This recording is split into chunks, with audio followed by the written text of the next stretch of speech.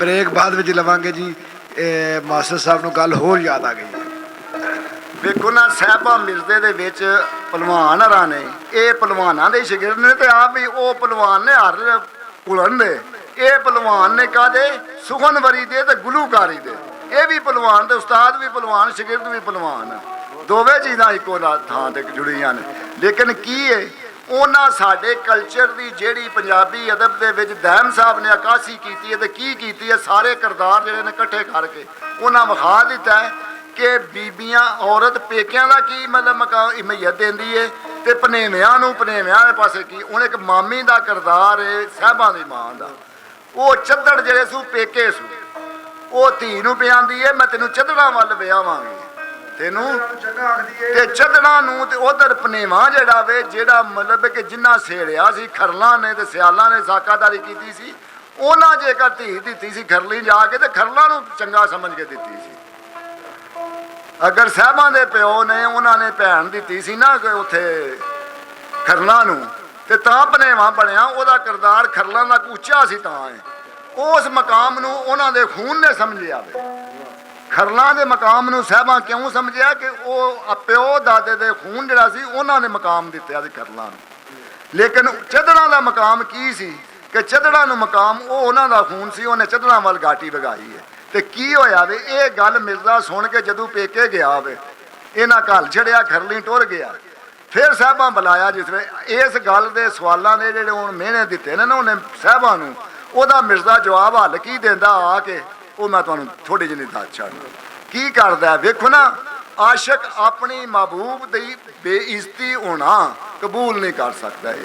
ਇਹ ਪੱਕੀ ਗੱਲ। ਕੋਈ ਆਸ਼ਕ, ਰੱਬ ਦਾ ਆਸ਼ਕ ਅਗਰ ਰੱਬ ਦੇ ਖਿਲਾਫ ਕਿਸੇ ਗੱਲ ਕੀਤੀ ਤੇ ਆਸ਼ਕ ਕੋਲ ਨਹੀਂ ਬਰਦਾਸ਼ਤ ਹੋਈ।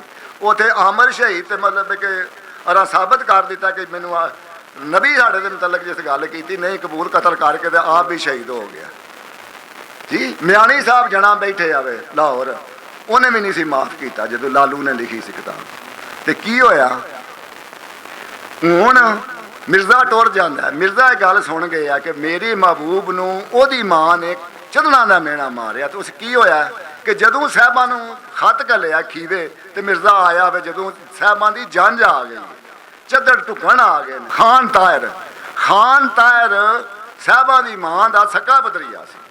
ਤੇ ਜਦੋਂ ਉਹ ਢੁਕਣ ਆਇਆ ਵੇ ਤੇ ਉਹ ਘੋੜੀ ਲੈ ਕੇ ਲੰਘਿਆ ਮਿਰਜ਼ਾ, ਤੇ ਇਹਨਾਂ ਦੇ ਘੋੜੇ ਜੰਝ ਖਲੋਤੀ ਹੈ ਪਿੰਡੋਂ ਬਾਹਰ। ਉਦੋਂ 3 ਦਿਨ ਜੰਡਾਂ ਟੁਕਦੀਆਂ ਸਨ ਤੇ ਬਾਹਰ ਪਿੰਡੋਂ ਉਹ ਖਲੋਤੀ ਹੈ ਜੰਝ ਆ ਕੇ ਤੇ ਉੱਥੇ ਆਪਣੀ ਤਿਆਰੀ ਪੈ ਕਰਦੇ ਨੇ ਢੁਕਣ ਦੀ। ਤੇ ਕੋਲ ਘੋੜੀ ਲੈ ਕੇ ਲੰਘਿਆ ਤੇ ਉਹਨਾਂ ਨੇ ਚੱਦੜਾਂ ਨੇ ਮਿਹਣਾ ਮਾਰਿਆ, ਪਰਾਂ ਕਰ ਲੈ ਟਾਇਰ ਸਾਡੇ ਘੋੜੇ ਲੱਗੇ ਨਹੀਂ ਵਾਗਾਂ ਤਰੋੜਨ। ਉਸ ਆਖਿਆ ਜਿਹਦੇ ਏਡੇ ਘੋੜੇ ਤਗੜੇ ਨੇ ਇਧਰ ਪੇੜੇ 'ਚ ਆ ਜਾਣ। ਘਰੋਂ ਉਹਦੀ ਸੱਕੀ ਮਾਸੀ ਸੀ ਬੀਬੋ, ਉੱਥੇ ਉਹਨੇ ਡੱਕਿਆ ਪੁੱਤਰਾ ਨਾ ਨਿਕਲੀ ਬਾਹਰ ਤਾਂ ਚੱਦੜ ਆਏ ਨੇ। ਉਸ ਆਖਿਆ ਆਏ ਨੇ ਤੇ ਆ ਜਾਣ। ਮੈਂ ਮਾਸੀ ਪਾਣੀ ਪਿਆ ਕੇ ਆਇਆ ਖੜਾ ਮੈਂ, ਨਸਾਰੂ ਪਾਣੀ ਪੀਂਦੀ, ਇਹ ਦਾਬੜਿਆਂ 'ਚ ਪਾਣੀ ਨਹੀਂ ਪੀਂਦੀ ਨੀਲੀ।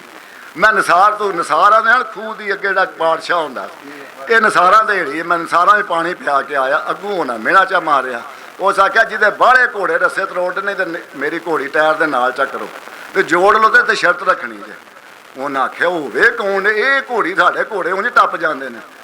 ਉਹਨਾਂ ਘੋੜੇ ਜੋੜ ਲਏ ਤੇ ਨੀਲੀ ਵੀ ਜੁੜ ਗਈ, ਮਿਰਜ਼ਾ ਵੀ ਟੁੱਟ ਗਿਆ ਜੀ। ਹੁਣ ਉਹ ਇਸ ਗੱਲ ਦਾ ਹੁਣ ਉਹਦੇ ਸ਼ਰਤ ਕੀ ਬੱਧੀ ਸੀ ਕਿ ਜਿਹਦੀ ਘੋੜੀ, ਉਹਨੇ ਆਖਿਆ ਮੇਰੀ ਘੋੜੀ ਜਾਏ ਹਰ ਘੋੜੀ ਵੀ ਦਿਆਂਦਾ ਤੇ ਨਾਲ ਪੱਗ ਵੀ ਲਾ ਕੇ ਦੇ ਜਾਣ। ਤੁਹਾਡੀਆਂ ਘੋੜੀਆਂ ਹਾਰ ਜਾਣ, ਤੁਹਾਡੇ ਘੋੜੇ ਹਾਰ ਜਾਣ, ਮੈਂ ਤੁਹਾਡੇ ਸਾਰਿਆਂ ਦੀਆਂ ਪੱਗਾਂ ਲਾ ਲੈਣੀਆਂ। ਪਰ ਉਦੋਂ ਵੇਲੇ ਗੱਲ ਵਾਲੇ ਸਨ, ਉਹ ਵੀ ਗੱਲ ਤੇ ਰਹੇ ਤੇ ਮਿਰਜ਼ਾ ਵੀ ਗੱਲ ਤੇ ਰਿਹਾ। ਹੁਣ ਉੱਥੇ ਕੀ ਹੋਇਆ ਕਿ ਉੱਥੇ ਦੋਵਾਂ ਨੇ ਉਹਨਾਂ ਨੇ ਘੋੜੇ ਸਾਰੇ ਜੋੜ ਲਏ, ਜਿਹੜੇ ਵਿੱਚੋਂ ਜੰਝ ਦੇ ਚੰਗੇ ਤਗੜੇ ਹਨ 8-10, ਉਧਰ ਨੀਲੀ ਨਾਲ ਜੁੜ ਗਈ। ਤੇ ਉੱਥੇ ਕੀ ਨੀਲੀ ਨੂੰ ਛੱਡਦਾ ਤੇ ਕੀ ਆਂਦਾ,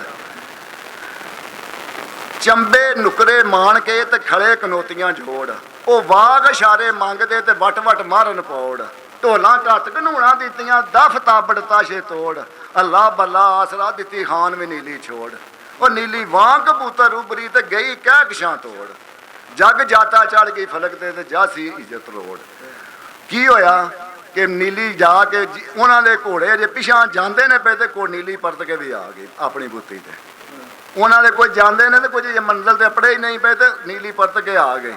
ਉਹਨੇ ਆਖਿਆ ਲਾਓ ਵਜਣਿਓ ਪੱਗਾਂ ਸਾਰੇ। ਉਸ ਉਹਨਾਂ ਵਕਤਾਂ 'ਚ ਪੱਗ ਤੋਂ ਬਗੈਰ ਜੰਝ ਨਹੀਂ ਸੀ ਟੁੱਕਦੀ। ਜੰਝ ਟੁਕਣੀ ਤਾਂ ਹੀ ਪੱਗਾਂ ਵਾਲੇ ਸਾਰੇ ਜਾਣੇ ਹੁੰਦੇ।